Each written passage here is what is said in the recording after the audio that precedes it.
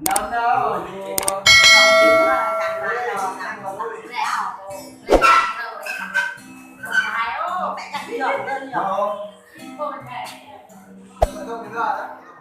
rồi chào bạn.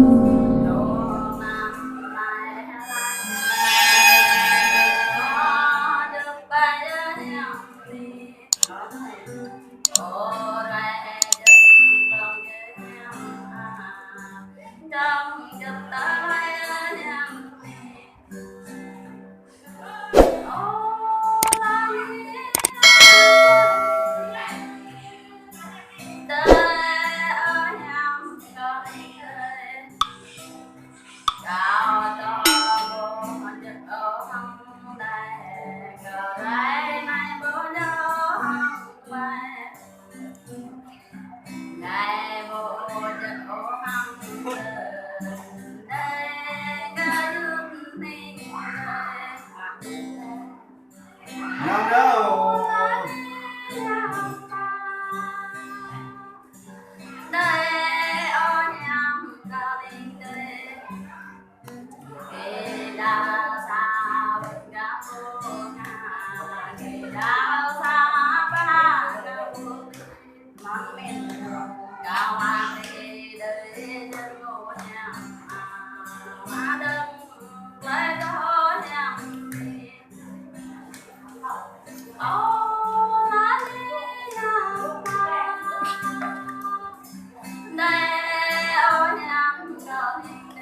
giấc con ấy rồi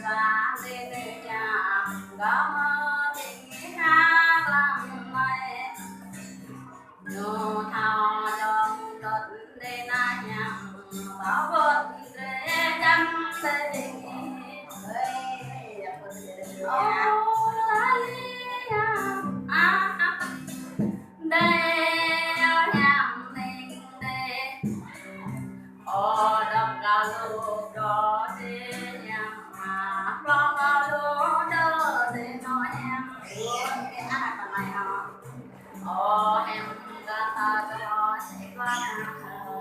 lao sẽ qua ngon để cao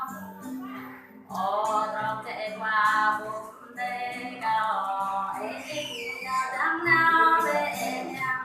phát hay cái này họ biết lao đang bàn về nhang mày nhang các cỡ con nào để nhang họ ô la li nhang đây ô nhang đây cao to thì đừng nói chứ nhang cao chứ non nhớ nhang ô run đi man như cao ô đan đi ra nhang cao để hà bài phút như nhang đây cái nước cao đây ôi Nó về thì cho tôi là